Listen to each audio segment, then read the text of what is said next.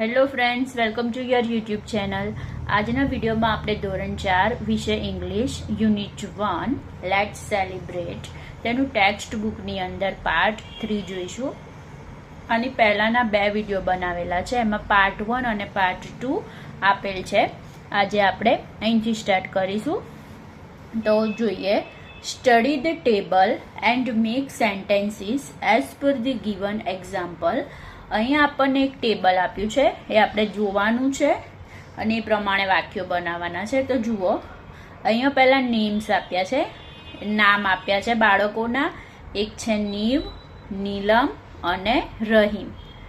અને ફેવરિટ એટલે એમને શું વધારે પસંદ છે. તો જો કલરની વાત કરીએ તો નીવને રેડ કલર પસંદ છે, નીલમને યલો કલર પસંદ છે અને રહીમને ગ્રીન કલર પસંદ છે.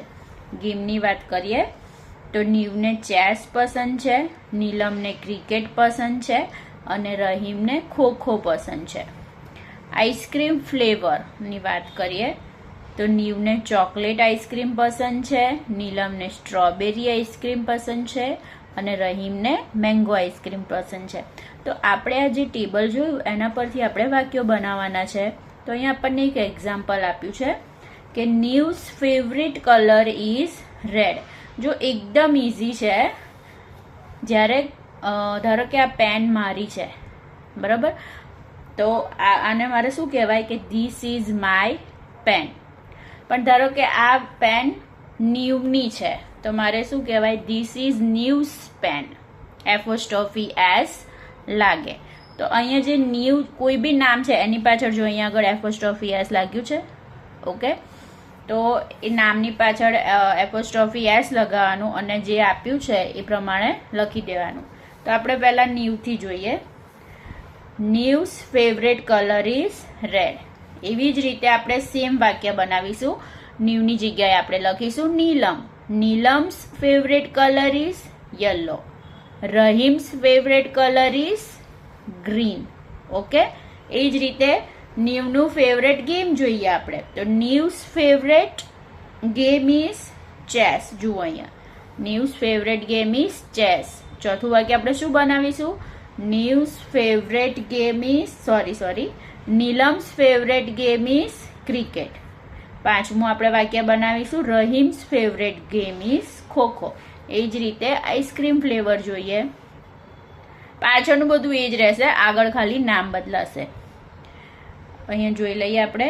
નીવ્સ favourite ice cream flavour is chocolate.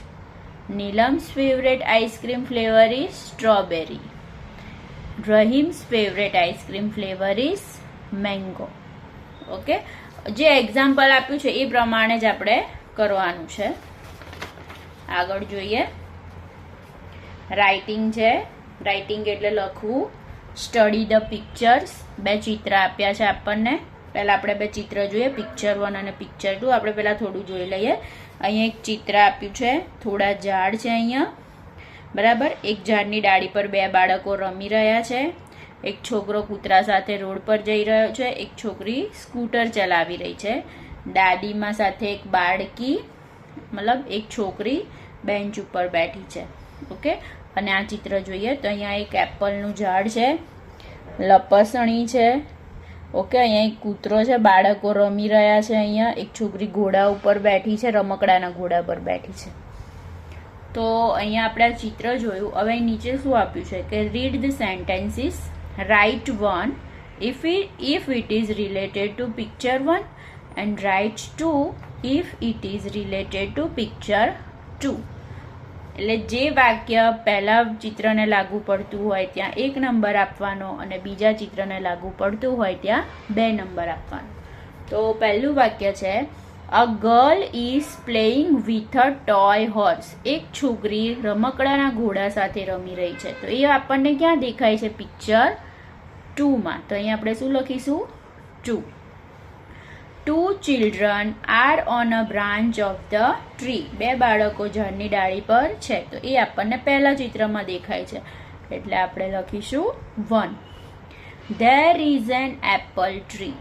Apple tree આપણને બીજા ચિત્રમાં દેખાય છે, એટલે આપણે અહીંયા 2 નંબર લખીશું. There is a slide. Slide એટલે લપસણી. In the park. તો ક્યાં છે? બીજા ચિત્રમાં. તો અહીંયા આપણે નંબર 2 આપીશું. 5 a boy is walking with his dog. છોકરો તેના કૂતરા સાથે ચાલી રહ્યો છે. તો એ આપણને પહેલા ચિત્રમાં દેખાય છે. તો આપણે આપીશું number 1. A girl is riding a scooter. છોકરી સ્કૂટર ચલાવી રહી છે. તો એ આવશે નંબર 1 માં. ઓકે, હવે અહીંયા આગળ નીચે છે write sentences about picture 1. Picture 1 જે છે એના વાક્યો લખવાના છે અને પિક્ચર 2 ના વાક્યો લખવાના છે. તો જો તમને તો કન્ફ્યુઝન થતું હોય કે કેવી રીતે લખવા, તો જો અહીંયા 3 વાક્ય પહેલા ચિત્રના અને 3 વાક્ય બીજા ચિત્રના આપેલા છે. તો એ તમે લખી શકો. આ સિવાય બી તમે એડ કરી શકો. બરાબર, તો પહેલા આપણે જે ઉપર આપ્યા છે એ જ વાક્યો લખ્યા છે. તો અહીં પિક્ચર 1 માં આવશે 2 children are on a branch of the tree. Picture 2 બીજું આવશે a boy is walking with his dog.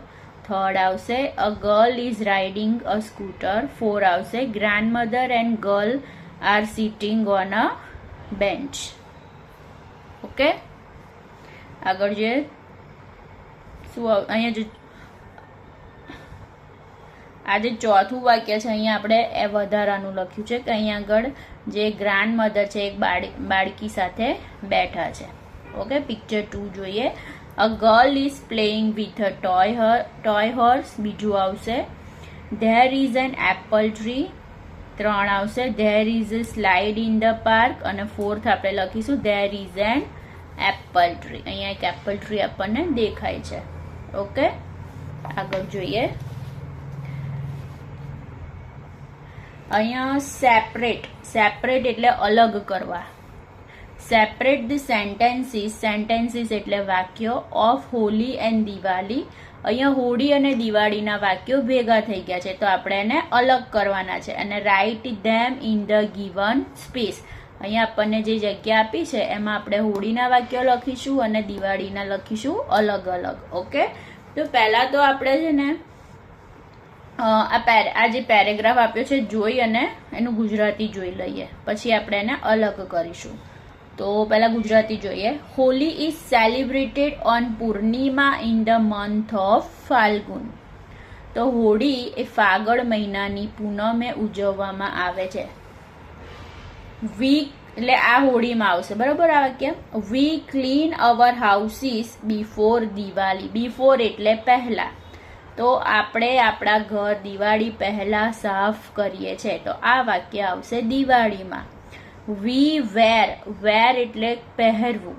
New clothes એટલે કપડાં. આપણે નવા કપડાં પહેરીએ છીએ. આ વાક્ય દિવાળીમાં આવશે. આઈ ફાયર એટલે સળગાવું. ક્રેકર્સ એટલે ફટાકડા. એન્ડ ઈટ સ્વીટ્સ એટલે મીઠાઈ. એટલે આપણે ફટાકડા ફોડીએ છીએ અને મીઠાઈ ખાઈએ છીએ. આ વાક્ય પણ દિવાળીમાં આવશે. પ્રહલાદ વોઝ અ ભક્ત ઓફ ગોડ. એટલે પ્રહલાદ ભગવાનનો ભક્ત હતો. I make rangoli for 5 days at my home. હું મારા ઘરે 5 દિવસ સુધી રંગોળી બનાવું છું. The next day of Holi is Dhuleti. હોળીના બીજા દિવસે ધૂળેટી હોય છે. A festival of people play with water and colors on that day. Play એટલે રમવું. એટલે લોકો તે દિવસે કલર્સ એટલે રંગો અને પાણીથી રમે છે. The next day is a new year day. બીજા દિવસે નવા વર્ષનો દિવસ હોય છે, મતલબ નવું વર્ષ હોય છે. It is a festival of colors. આ રંગોનો તહેવાર છે. આ હોળીમાં આવશે. વી વિશ વન અનધર નૂતન વર્ષાભિનંદન. આપણે એકબીજાને નૂતન વર્ષાભિનંદન પાઠવીએ છીએ. હોલી મીન્સ વિક્ટરી એટલે વિજય. Of good over bad. એટલે હોળીનો મતલબ બેડ એટલે બુરાઈ, ગુડ એટલે અચ્છાઈ. એટલે બુરાઈની અચ્છાઈ ઉપર જીત છે. ઓકે, હવે આપણે વાક્યો સેપરેટ કરી દઈએ, અલગ કરી દઈએ. તો જો પહેલા આપણે હોલીના વાક્યો લખી દઈએ. Holi is celebrated on Purnima in the month of Phalgun. Prahlad was a ભક્ત of god. The next day of Holi is Dhuleti. People play with water and colors on that day. It is a festival of colors. Holi means victory of good over bad. Okay, આગળ જોઈએ દિવાળી. તો we clean our houses before Diwali. We wear new clothes. I fire crackers and eat sweets. I make rangoli for 5 days at my home. The next day is a New Year day. We wish one another નૂતન વર્ષા ભિનંદન. Okay, આગળ જોઈએ. જો language function છે એકદમ easy. અહીંયા રીતુ અને રીતુનું બેગ આપ્યું છે, એટલે આપણે આને શું કહેવાય, રીતુનું બેગ. તો એને ઇંગ્લિશમાં કેવી રીતે લખાય, રીતુસ બેગ. અને પછી આગળ લગાવવાનું ધીસ ઇઝ, આ રીતુનું બેગ છે, તો ધીસ ઇઝ રીતુસ બેગ. અમિત અને અ બુક. જો જ્યારે અમિત્સ બુક એવું આવે ને, તો જે આગળ આર્ટિકલ આપ્યો છે ને એ કાઢી નાખવાનો. ઓકે, તો Amit's book, this is Amit's book. Mahesh અને અ કાર આપી છે, તો મહેશ કાર, મહેશની car, this is Mahesh car. Geeta a bicycle, તો Geeta's bicycle, this is Geeta's bicycle. ત્યારબાદ છે તુલિકા અ સ્માર્ટફોન, એટલે તુલિકા સ્માર્ટફોન, તુલિકાનો smartphone, this is Tulika smartphone. આ તુલિકાનો સ્માર્ટફોન છે. ઓકે, આગળ જોઈએ. તો અહીંયા સ્ટડી ધ ડાયાગ્રામ એટલે એક આલેખ ટાઈપ આપ્યું છે. And make sentences as given in the example. તો આઈ હેવ એટલે મારી પાસે છે. આઈ ડોન્ટ હેવ, મારી પાસે નથી.